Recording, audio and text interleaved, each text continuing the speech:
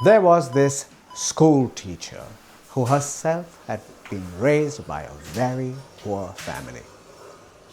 So naturally, when she got this first job, it was very easy for her to identify with students who came to school with no proper shoes or torn uniforms. Some didn't even have money for lunch probably. So she was so moved by their plight, having been in their shoes. So when she got her first salary, the first thing she did was to buy a pair of shoes for one of those kids. And then month after month, she'd take a little money off her salary and buy these little necessities for the students that she felt really needed them. And her parents were so happy when they learned that this is how this girl was donating part of her salary. She had shown so much of that character and compassion and love for those who didn't have as much as they really needed. So years rolled by. Of course, she grew old. Her parents passed away. These kids had all grown up. And one fine day, sadly, she came down with a terrible heart condition. But being an ordinary school teacher, she didn't have pots of savings. And most of the money that she had earned, she had donated in this kind of way.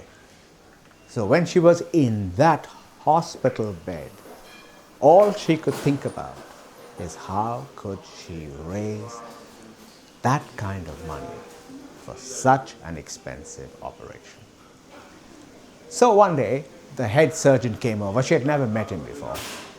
And he started doing all those checks. Have you taken this medicine? Have you done this? Have you signed that form? And she said, yes, I've done all that, doctor, but hang on, may I just say something? Oh, what is it? She says, well, I haven't managed to raise the money for this operation. Yeah, don't worry about that. He says, let's carry on with this checklist.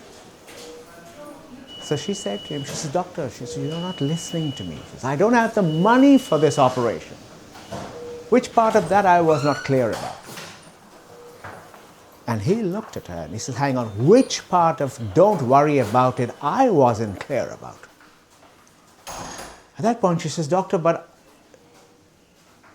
then he interrupted her and he says, hang on, it's been paid. She was absolutely astounded. She looked at him and she says, really? By whom? And he says, by me.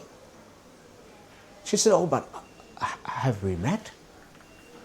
And that's when he said, yes, many years ago, you bought me a pair of shoes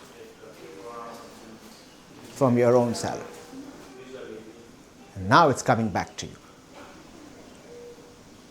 So the moral of the story is, the cup of water you give today will come back to you when you're starving in the desert tomorrow.